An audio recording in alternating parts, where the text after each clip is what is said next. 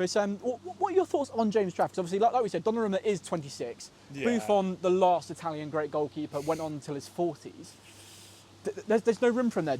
He has to force a transfer, really, doesn't he? Or what do you think will happen next? I think, obviously, Man City's a big club. He's probably getting a load more wages than he did at Burnley. I think that's it's just he's not going to start for the next 10 years because keepers can go on for age. I think probably on loan, I reckon, for a season next season, and then if he's still not playing at Man City, then I reckon he's got to go. He's a great keeper with potential, and he can't waste his career sitting on a bench and to become like the next Scott Carson. Just like, I was going to say, because he would be like, he'll have a massive trophy cabinet, but he never would have played a game. It's quite a good job sitting on the bench, like getting paid loads. But I think when you're a footballer, you want to be playing football. Like you especially don't want to when you're that young. Yeah, exactly. Yeah, especially when you're that young.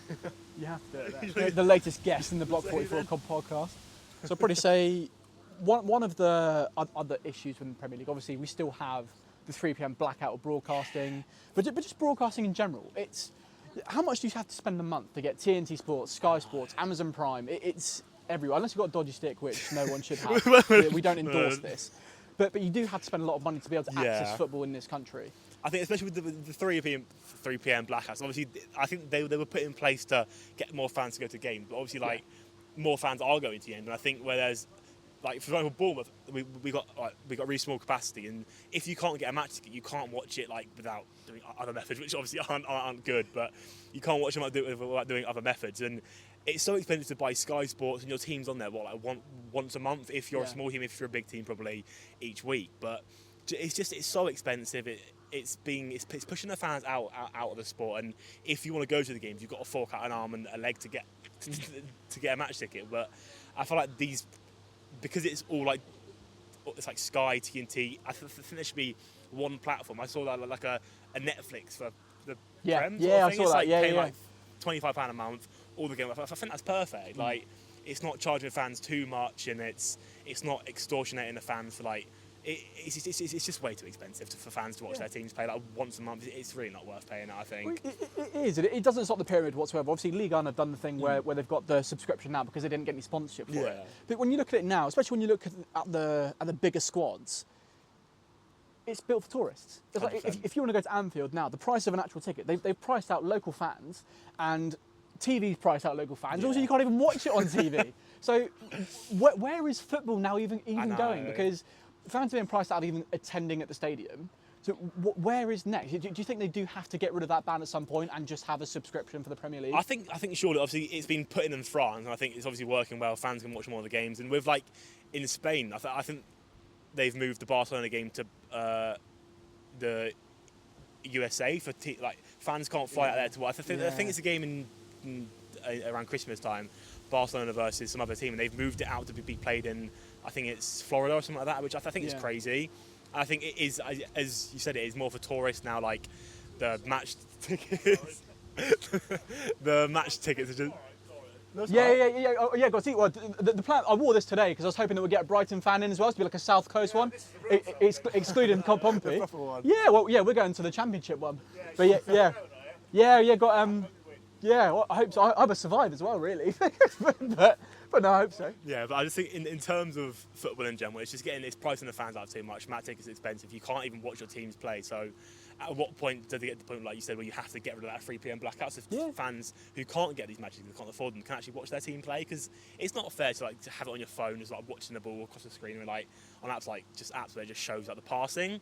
It's not fair for some fans who can't afford to go to games can't actually even watch the games. Yeah. So I think that 3 p.m. thing definitely it has to go surely at some point. Well, I completely agree, because obviously when you come to a stadium like Bournemouth as well, obviously Wrexham look like they're doing the same thing coming up. But Luton, when they got promoted, it's like there are some teams that have come up with smaller stadiums, which is what you want to see in this country. Yeah. But then again, the problem you have is that you can't get to the stadium, so it needs to be more accessible. Yeah, exactly that. You can't get tickets for the Bournemouth away, and it's impossible from what I've heard. Yeah, well, I remember as a Saints fan trying last year. It's like I've come once with my girlfriend's dad in the Bournemouth end. But it's tough to get, but obviously it's great in there. The atmosphere is fantastic. But staying on that topic, do you think the Premier League is going to end up being played abroad at some point? Or do you think the fans have enough power in this country to stop that from happening? I think if there's even a sniff of games being played abroad, I think that'd be not right, but you know how they did with the UEFA Super League. Yeah. Fans having protests, I said Arsenal, and the fans in this country are really vocal, and I think if there's even like a whisper of like, oh yeah, we're playing out in Germany or playing out in Florida, for example, then I just don't think the fans will allow it to happen. Yeah. I think they'll be like, Twitter will be going crazy, fans will be like, no, this can't happen, for example. I just don't think there's any chance that it happens in England because of how passionate the fans are. Yeah. I think there's surely. Yeah, I think that the good thing here is that obviously, like we saw with the Super League, the fans do have a big enough say to stop things like that. So it is just making that happening, isn't it? Definitely. But all right, let's get into the real parts of football now, because we can moan about football all day long, really, couldn't we? There's so many things to go on about. But let's go on to young talent. So obviously, is there still a way for young talent to develop in this country? Because you see, obviously, well, as a Saints fan, we've seen like Tyler Dibblin come up, you had David Brooks come up, and others like that. But now when you look at things, you see Chelsea buying all the youngsters and shipping them off everywhere. So what is development like for young players trying to come through now, and can they do it? Or is it mainly at these smaller clubs like us, Bournemouth, where it can happen? I think obviously, in terms of players, like for example, for us at Bournemouth, we like to buy in young players like Kirkes, House, and Zabani, who are coming to like these small teams and like they're playing to get game time, and then they'll move on to the big clubs. So I think it's more of a case where these young players, instead of going up through the academy, obviously there's a lot of good academy players coming through, but I think young players from abroad, I think they're going to be coming to more smaller teams like Bournemouth, like Southampton, for example, or just like these, like compared to the big teams, to get more regular game time, to then prove to the big teams that they can play for them. As much as I don't want to be like a feeder club for these big teams, but I think at the moment, the way that Bournemouth are, for example, these young players are coming to us so they can like they can evolve themselves and they can become better players to then go and play for the big team. So I think it's going to be more of a case where they're either going on loan to the smaller teams, or they're going to come up through the smaller teams to then make a pathway to the larger team instead of coming up through their academy. I think that seems to be the more proven option as in the last few years. Yeah, I reckon that sort of. Yeah, because I think also as Bournemouth have to, like, obviously they've got a new training ground, they're looking to expand the stadium. Do you think there's a case to be made that the thing that smaller clubs struggle with, obviously Bournemouth, Southampton, Brighton, almost every small club struggles with it, is that the big clubs come in, take all the players, it's still for good money, but obviously because the market's so inflated, recruitment is so tough to actually get out there and start to compete. But do you think getting all of this infrastructure in place, obviously Bournemouth have some incredible owners that have done so much to increase revenue streams and do everything. Is there a chance to think that, okay, smaller clubs can come through, obviously they do sell players, but they can recruit and actually start fighting for top six places consistently? I think, obviously Bournemouth, we did well last season, but I think it's going to be a real testament to our character and our owners if we can keep this on and progress it. But teams like the team we're playing today, like Brighton, I think they've proven that they can sell players. They've sold key players like, I can't think, Caicedo to Chelsea, for example. McAllister. João Pedro, they just lost to Chelsea. They've sold these players, but their recruitment is so good that they can push on. But I think the issue with that is one lapse of judgment and you bring in a player for a big fee that then isn't as good. I think it can like change the whole thing. But I think teams like Brighton and Bournemouth, we have enough in place to, if that happens, then we can that we have players to replace them. But I think it is possible, but it's hard to say no when the big teams come calling. And I think as a fan, watching these players like play really well with your team and then go on to other clubs, it's a bit heartbreaking because you kind of know as much wages as you can offer them, they're always going to go to the teams that get Champions League football to fight for titles. And it's the trophies, isn't it? And you can't blame them, honestly. You can't blame them. But I just think it is hard. But I think it can be done. I just think that like players want to go to the big clubs, and that's fair enough. But it's hard. It's just hard to keep hold of them. Yeah. And then, so obviously, with that whole situation, what are your thoughts on Bournemouth this season? Obviously, you do have the pool with the training ground and the new stadium's being built, which is fantastic. I can't wait for that personally. But obviously, the most important part for Bournemouth this year was replacing the defensive line because you lost your goalkeeper, 2 centre-backs, your left-back, you lost everyone. So there was enough money that went into it. Has it been replaced well enough? And also, do you think that, how much does that affect a team like Bournemouth in terms of progression? Because obviously you bring in new players, they didn't have to gel, get used to each other, start off all over again, and then get back up to where you were. Yeah, I think obviously we've lost Kirk, House and Zabani. We got rid of Kepa, but I think other than that, we managed to keep our entire midfield. We tied Antoine Semenyo down to a new deal. We kept Cliver. We've kept the likes of Brooks and Tavernier, who have all signed brand new deals with the club, and I think that shows where we are. That in terms of players that could have got, like for example, Brooks had an offer for Palace to it for 8 mil, which is crazy by the way. But he got a new contract, and I think that shows that the players think there is something still to fight here for. And I feel like but I think we've replaced our players so well. Obviously, we have lost a lot of key players, but I thought the amount of profit that we made on those players is incredible. And I think the players we brought in true fair, Gerkes, he looks to be an incredible player. Been really, really impressed with him. I think Petrovic could be an upgrade on Kepa. Yeah. He's younger, and I think the way that he commands his box is a lot better than Kepa did. And I think the other players we've brought in, like, yes, we lost House and Anzabani, but we already had Marcos Senesi, who I think is a great centre-back. And we brought in the French centre-back as well, who I think is brilliant as well. And I think we have brought in these players for a lot cheaper than we sold our main team for. And I think, even though obviously you said it takes time for players to like adjust to the system, I think they've already, like you could see against Tottenham, they've already gelled together really, really, really well. And it's going to take time, obviously, but I think that with Andoni in charge, I think he just brings the best out in players. And He's I think an incredible manager. He's such a great manager, and I think he's going to go next season. As much as I want to say. I mean, I'm surprised that. I mean, it's brilliant for but I'm surprised that he wasn't in for that Tottenham job. I know. Because like, he's been awesome for you guys, hasn't he? He's been. He reminds me of Ronald Koeman when we had him at Southampton. Took us a year, like, we loved him, and then got all of that, and then he left. But I mean, for Iraola to keep signing new contracts and stay would be a real statement. I think obviously a lot of clubs are going to be asking him. He's a top manager. He's still quite young. Yeah. He's been at 2 clubs, Bournemouth and the team was in Spain.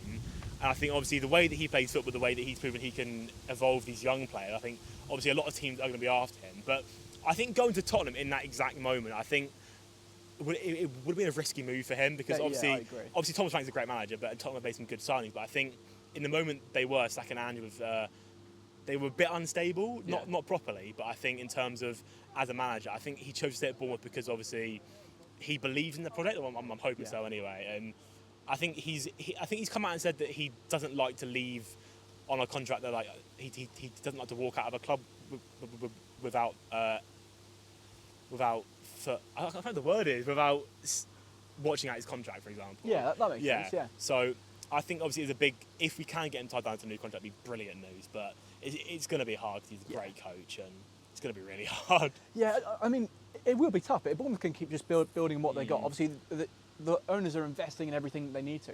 There's no reason why he can't say, because like you said, he's young. Yeah. And if he can just keep building Bournemouth up, then, because like if Ruben Amorim gets sacked, obviously United's a cracking job, but you're not really going to want to take that away, because in the current it's situation, suicide. Yeah. For any coach to go there, I think obviously the way the fans turn on a manager like that, and I think the owners and United, they're probably one of the biggest clubs in England, let alone the entire world. But I think the way they are for a manager to go to United right now, I think it's really risky because it's a make or break for their career. Yeah, like Eric Ten Hag was a good coach at Ajax, went to United, did awful, and now he's just been sacked from his team out in Germany after 3 games. Yeah, I was going to say that was quick, wasn't it? Literally three games in, and he was gone. Yeah. But I think in terms of a manager, if Iraola went to United, it would be a big job. But I think they need to stabilise. It isn't just the coach that's the issue at United. I think the problems run a lot. They run a lot more into the club. Yeah. The owners, I think the players are kind of the issue as well. So I think if he was to United, I'd prefer United to get their infrastructure sorted out. Yeah, definitely. So because I think he's a great manager, and I'd hate to see him go to waste somewhere. Style of football. There was a problem that was supposed to go along with this. They're really well. Oh, that was it. So obviously, styles of football changed quite a lot. Yeah. You got your classic British 4-4-2. It doesn't really exist anymore. So what is the British style, or do you think that there isn't really a British style anymore? So each club in the Premier League, that might be why Bournemouth have done so well. Yeah. Because they have changed their style and it's completely different to everyone else. Yeah, I think obviously England, if you look back at England stuff, it was like hoof it up front, 4-4-2, Sean Dyche sort of Brexit ball. But I think now with Pep Guardiola coming into England, I think he has completely changed how England football is played. Yeah. I think each team has their own style of play. You got teams like Bournemouth who sit behind the ball. Bournemouth a very high foot pressing counter aggressive team. I think each team has their own style of play. And I think that's why it makes the Premier League so exciting. Yeah. It's like out in Spain, you're kind of aware each team's going to be very great on the ball, and teams out in Italy are going to be really good defensively. But I think England, each team has their own strength, and I think that's what makes the Premier League so exciting to watch. Yeah. So, no, I completely agree. Right. What have we got next? Oh, here we go. So I've been doing a mini series on TikTok recently, which has been what is the greatest Premier League team of all time, including managers. The biggest debate has actually been the right wing. People have put Hazard on the right wing. I thought he'd be on the left. Yeah, he plays on the left. Yeah. But people seem to be really funny about this. So I wanted to get your opinion. So my front three I had was Salah, Shearer up top, and Omri on the left. Obviously, I know Omri didn't play on the left, but I put him on the left because I didn't really want to take Shearer out as the all-time Premier League top goal scorer. I got a lot of stick for it because people were saying that Ronaldo should be on and so should Hazard, and it's like not even a debate. And I was thinking, well, Salah is statistically the most successful right winger in Premier League history. And even if I took Omri off the left, for me it's got to be Giggs. Ryan Giggs, you reckon? Yeah, well, he's got most assists of all time, most Premier League trophies of all time. It's hard, obviously when you watch people like Hazard, it's the magic is there. Isn't it? Obviously, the way he carries the ball. It's like watching the Messi of the Premier League. 100%. But when it comes to getting goals and assists, that's got to play a part. It's got to be Mo Salah. Like even when he has a bad game, he's always getting a goal, and he's always getting. I think that's what makes him so good. That people were saying he's a one-season wonder, yet he's been doing it for what, a good 10 years. He's so every season putting up these goals, putting up these assists. I think I'd agree with you saying that Mo Salah does start in that right wing. I'd have to agree with you there. And would you say Salah or Hazard, all-time Premier League? So, but both in their primes in the Premier League, who would you take? Salah or Hazard? Such a hard one. It's because Eden Hazard, like when he was on the ball, you couldn't take it off him from the goals he scored. The Arsenal just glued to him, weren't they? I think it's such a hard choice. I think in terms of their entire career, Mo Salah, but I think if I had to pick one player in their absolute prime, it's got to be Eden Hazard. I think if I had to choose a player for like the Premier League all-time 11, it'd be Mo Salah because of his consistency. But I think Eden Hazard in his prime was arguably one of the best players in the entire world. Yeah. I think for me, that's why in their prime it'd be Eden Hazard over like the entire their career. It's going to be Mo Salah. And something that's come up quite a lot recently as well is actually the greatest manager in the Premier League of all time. Because obviously we've got Sir Alex, Jose, Pep, Arsene Wenger. Could argue Klopp potentially Klopp as well. Absolutely. I wouldn't say he's the best, but I'd say he's probably he's certainly up there for the top. But there are quite a few options. For me, I could never take it away from Fergie. No. But I don't know if you had a different option for your all-time Premier League 11. Is it Fergie or is it someone else that's leading that team? No, I'd probably agree Fergie because Man United were the best team in England for a long period of time. Yeah. What he did there, you can't argue. Like he is the greatest manager in the Premier League of all time. Like Pep's good. He's an amazing manager. But I think what Fergie did at Man United, you can't. Fergie didn't have much money. No. And he didn't do it with the best players in the world either, did he? And they were the best team in England for a long, long time. Yeah, they were. So I think it'd be quite rude to take it away from Alex Ferguson in terms of that thing. And then we'll do one more on this topic. Yeah, so, greatest Premier League captain of all time. For me, I've stuck with Man United and gone Roy Keane. Okay. But obviously, there are so many to choose from, really, aren't there? Yeah, I think Roy Keane, in terms of a leader, obviously he's aggressive. He stands up for his team. I think that is what you want in a captain, like the vocal point of the team. Obviously, he's a very loud player. I think he commanded the team. He was loud on the pitch. He was aggressive. I think that is what you want in a captain, someone to be in charge of the players, take control of the game. But I think, I'd probably agree with Roy Keane. But I think there's probably a few other names you could put in there. I think was Steven Gerrard captain. He was captain. He could be in there. John Terry Terry's captain. Yeah. I think it's probably between Keane and Steven, I reckon. But I'd probably say Roy Keane as well, just for the fact how he commanded the pitch and just how much of a vocal point he was for the United team, how aggressive. I think when you think of a captain, you want someone to be in charge. And I think Roy Keane was that guy. Yeah, 100%. Yeah, he was. I mean, for that United team, they would have all died for each other, really, wouldn't they? That was something else. It was it was more than just a job for them. It was their life. They bled United. They would do anything for that team. I think that's what's not in the game right now. Is obviously with more cash in the game, but I think back in that era, players were it was their club. They would fight for that club. They would die for that club, sort of thing. So I think, No, I completely agree. And obviously, this weekend we're quite lucky. Yeah. We have 2 South Coast derbies, don't we? Probably a fake one and maybe a real one this weekend. We've got the South Coast friendly, and we've got the South Coast derby tomorrow.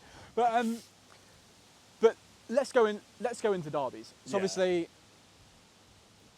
it's harder for teams like Bournemouth because there isn't really a full-on plot. There's a local rivalry between Southampton and we haven't got any rivalries. But there's not a proper. No, I say there's a bit. There's not any bad blood there, but I think obviously because it's 2 close teams, location-wise, they're just close, aren't they? Yeah. But obviously with you having Portsmouth and obviously the Southampton fans helped keep Bournemouth alive, paying some money to help us keep alive. So I don't think there's a rivalry there. I don't get like, I don't think it's a derby when we play Southampton. But in terms of like how close we are, that's the only reason there might be a bit of a rivalry. But I still wouldn't say there's any rivalry there. Yeah, no, I completely agree.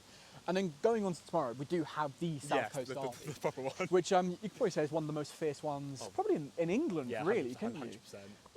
Do you know much about it? Have you got any thoughts on that? Obviously, as a Saints fan, I've got loads. I can go on all day about this. All day about it. But like, from an outsider's perspective, have you got much of what you've seen about it? Or I don't know too much about it, if I'm being completely honest. But I know obviously it probably is the most fierce rivalry in England. Obviously, you've not really played that. You've not really played each other that much, apart from, was it a cup game of like 5-6 years ago? Yeah. So this is the first time in the league in 13 years. Is it? And then we did it in the cup. I think.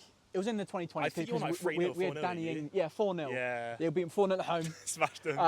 But that was when we had back at Danny Ings, Nathan Redmond, and oh my god, all of that. I think it was quite a good team now.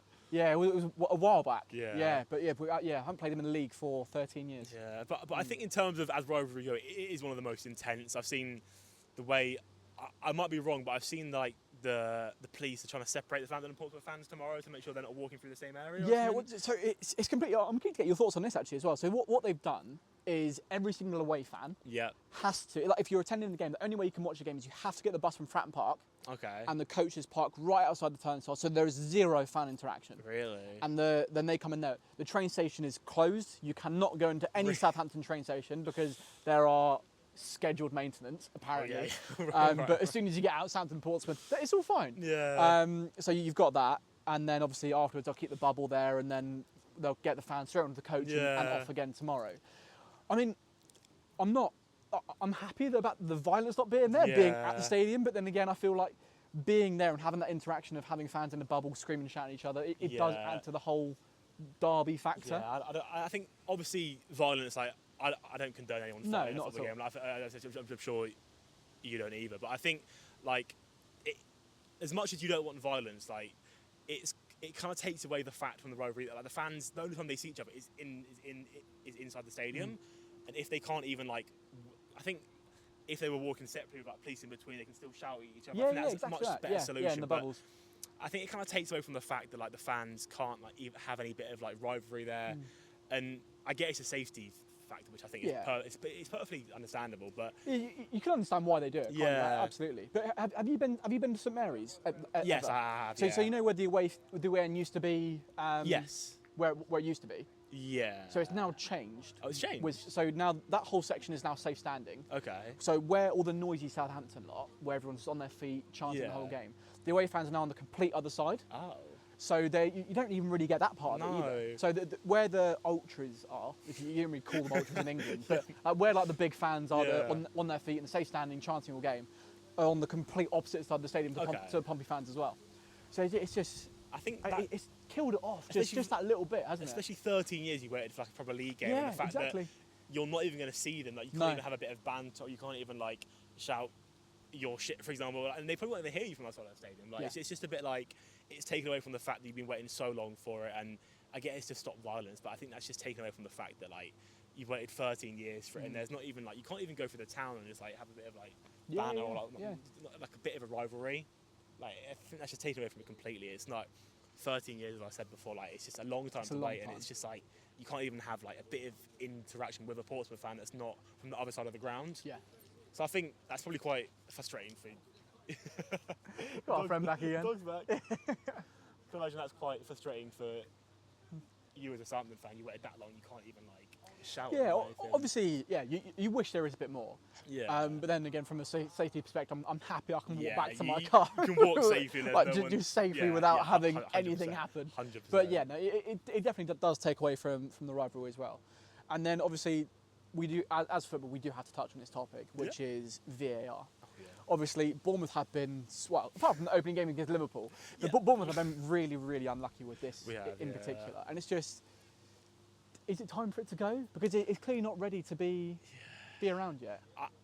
There's been a lot of controversy within the first 3 weeks alone. Yeah, already. I think, as people have said, it's not VAR itself, it's the people that are controlling in charge of it. And I think VAR in itself, it's a great idea, it helps the refs. But, like, for example, that Josh King's goal against Chelsea, I thought that was a joke. Like, he just put his foot down, like, he couldn't have done anything. And then it took like 5 minutes to So I think it needs to be taken out of the game for a bit and then changed a bit, so it's able to. Because if you're in the ground, for example, and you're like you've scored, cool, but then you have to wait 10 minutes to see if there's a goal being allowed. Yeah, or not. it takes away the excitement, doesn't it? I think in itself it's a great idea to help the fans get the correct and the refs to make the correct call. But I think the people that are in charge of it, they're just incompetent in terms of actually using it.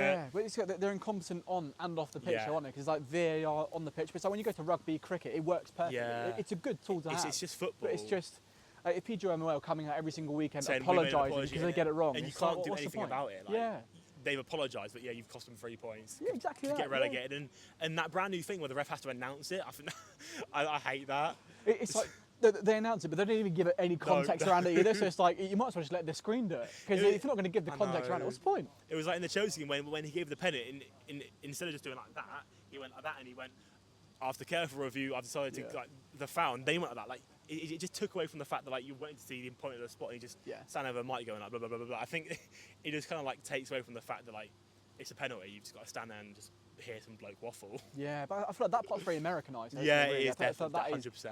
It's very that way. 100%. But yeah, it's interesting to see how it's going to go, because there's been a lot of controversial things. It's like when you look at Eze's free kick when he was still at Palace before he moved. That goal, in my mind, should have stand, because I think it was Arsenal last year that had the exact same situation. And it's like it's the consistency that also has to be a part of it. It's like the rules are the rules, but for some teams it's not the got rules. to stick to it, haven't you? I think like they need to the specifications if a goal's a goal. I think the specification of whether it's a goal or not, it's not clear. Like a handball rule, I haven't got a clue what it is. Like last season, I think we played Newcastle at home and Watara saw the last minute goal. And it came off here, which to me isn't a handball. And if you have a look at the book, it says, like, I think it's here, but it hit top of his shoulder and they ruled out for a handball. Whereas I've seen the stuff like that were further down your arm than that be given as a goal. So I think it's very unclear, and I think I couldn't tell you what the handball rule is at all. Well, it's just odd, isn't it? Because if your arm's against your body, what else are you supposed to do? Like it's like you can't be anywhere else. Otherwise, in terms of the people that are doing it, like when you're falling, for example, if you're falling, you put your hand down to like catch yourself. But if you then touch the ball, I think sometimes it's a pen, sometimes it's not. Like I think you can't really determine from an outside point of view if it's natural or not, because the only person that knows if it's natural is the player. So they love it, don't they? You get a few calls. I wasn't expecting it to be this bad, to be honest. But yeah, no, I completely get what you. But did you see Tarkowski's one, the Everton one? Like, the handball, against Leeds. Did you see that? Yeah, well, he fell in it. Yeah, well, he was like, he put his arms behind, he was putting his arms behind his back, goes in, falls towards it. What did you think of that? For me, it wasn't a pen. No, it can't be. There's nothing else you can do with your arm. Like I don't get. They want you to like just put your hands down your like shorts or something. Yeah. You can't cut your arms off. You can't cut your hands off. Like exactly that. Your arm's going to be somewhere, and what's natural and what's natural. I think it's so unclear. Yeah. I think I don't think even the refs or the people in charge have any idea what a handball is. No. I think it's so up to your own interpretation that's how bad it is. There should be like one set rule but it's just not consistent, as you said earlier. Not at all. I just put a video out of that one. Oh, yeah. And there was like the comments were 50-50. So it was not handball, and then the ones that were saying it is a handball because he's moving towards the ball. As a defender, your job is that you're paid to stop the ball from getting so you're to the going to goalkeeper. go towards So that's the ball, what you want to do, isn't it? Anyhow you want to. If the ball's going towards the goal, you're like, oh, no, let me just move out of the way of it. No, you're going to go towards it to block the ball, and he did block the ball technically, but.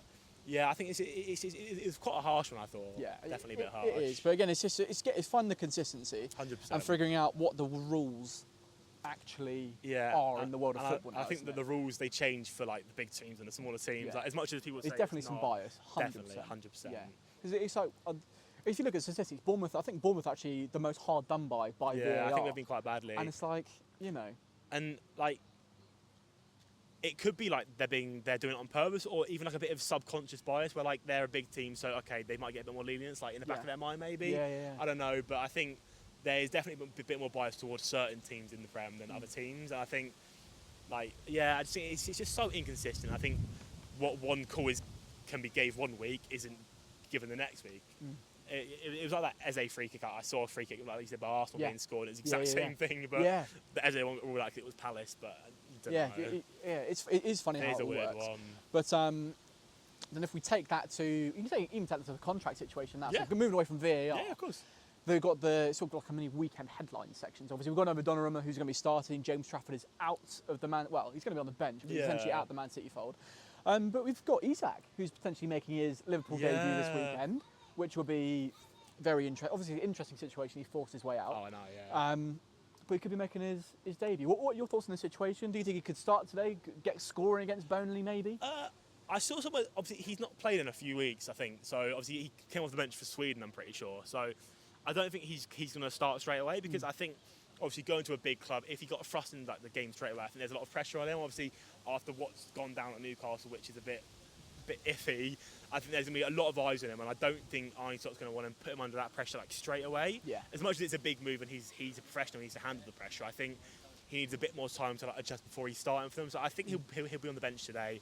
I reckon he'll play like half an hour. I think with how good TK's been already, he's been phenomenal. It'd be quite harsh to take him off like straight away. But definitely. obviously Isak is the better striker. Yeah. But I think Isak will play like half an hour just to get him some game time. In a few weeks he'll probably start, I reckon. Yeah, I mean, I put Isak in my FPL team. It's probably a bit premature, but I put him in. I'm hoping he's going to get a goal against Burnley. Yeah, I reckon he will. Surely. But I think from Ekatike's perspective, obviously it's a shame that Isak's come in. Yeah. But how he can also play on the left. So I think yeah. there's a chance that he may actually take Gakpo's place, and Gakpo will be on the bench. And I think in that squad they've got a lot of quality players that like. It's good to have the depth. Yeah, Tight schedule.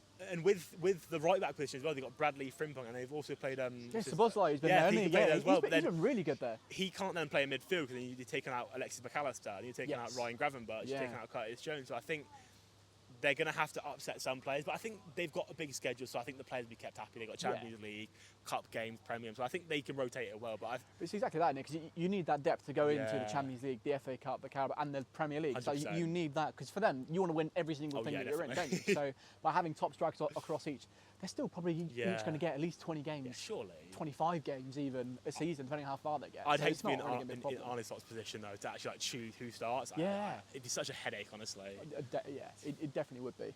And then we've also got, whilst we're on this, let's stay on this. So we've got the contract situation. Yeah. Isak forced himself out, got his move. Gahey didn't get his move. What do you think that's going to say now for players in the future? Do you think we're going to see a lot more of that? Because obviously Visser as well, he then went to Newcastle, kicked up a fuss, got his move in the end. I think they're under contract at their club. They might be unhappy, but technically they're still that player and they're under contract. So I think they have to honour that contract unless they're like genuinely like not being allowed for the next 3 years. I think with Mark Gay, obviously he's probably going to join them in the next transfer window. But I think like them changing their profile pictures to like remove their pictures, I think it is a little bit childish in terms of like trying to force your way out of a club that's gave you this platform. And yes, other clubs probably would have done that as well. But of how well like Isak did at Newcastle, how good Wisser did at Brentford, I think trying to force your way and disrespect the club in that way, I think it's a bit childish in the way like you're changing your profile picture to try and force your way out of a club. It's like it's like they're trying to get that's out just of really a relationship. petty level, yeah. And especially they're still technically under contract there. So I think that'd be like if I worked at like Asda and I got an offer from like Sainsbury's, I'm trying to like force my way to work at Sainsbury's, but like I just feel like them trying to force their move out of the club, it's a little bit childish. I can understand it, they want to get a big club move. If you want to leave, put a release clause in your contract, isn't it? Yeah, there's ways to go about it. Yeah. And I think like the way Mark Gay's gone about it is good, and the way like Howson went out at Bournemouth. Yeah. He had a release clause. He played the entire season. I think Real Madrid signed him like before the final 3 games, but he said he wanted to stay at Bournemouth and play the final 3 games. But I think really good on for him. a player of his age to have that maturity compared to like Isak and Wisser, I think that's he's going to go very far. 100%. Yeah, he's going to go right to the top. Yeah, I think the players trying to force their way out of the club, it's a little bit childish, I think. Yeah, no, I completely agree. Because there are so many options if, like a release clause, there are so many different things you can do, isn't there? 100%. But it does all take it away. And obviously, we've covered the Premier League going abroad, but what we haven't really covered in full is Big Ange going to Nottingham Forest. What do you think that's, because obviously that's a complete style of football change. Yeah, 100%. They have been doing very well. Can it suit them? Because have they got the players to even... Also, it's very attacking. It is. I think the way that the old boss set up, he was very defensive from what I heard. I don't know too much about Forest. I'm not going to pretend that I do, but I think from what I've heard, he was more of a defensive manager. Yeah. Whereas Andy is a very like, who knows what his style is. Very attacking, very free-flowing, very random team, I think. And I think the fact that the transfer window's been shut, I think it's going to be quite a hard few months until January because he might not have the players that he particularly wants. Yeah, well, it's none of his own players, no pre-season. There's no, he's straight in the deep end, isn't it? It's going to be hard, but I think he is a good coach. Obviously, he always wins things, apparently. We can see if that's the case at Forest. Yeah. You'll see if that's the case at Forest. But I think it's a complete style shift. It's going to be. I think they'll be okay until January, but I think January is where they'll really like kickstart when he gets the players that he really wants for his team. Yeah, I agree. I think so. That's fair enough to go for as well. And we've done those. I've looked at the time. So what we'll do a last few questions, basically where Bournemouth are going to come. Yeah, no worries. Predictions. So we've gone over Bournemouth, how they've recruited. Obviously, the recruitment's been phenomenal. Yeah, Ownership's really good. They're investing in all the right places. Where do you think Bournemouth will finish this year? But most importantly, where do you think Bournemouth are going to finish in 5 years' time after 5 years' time first, no.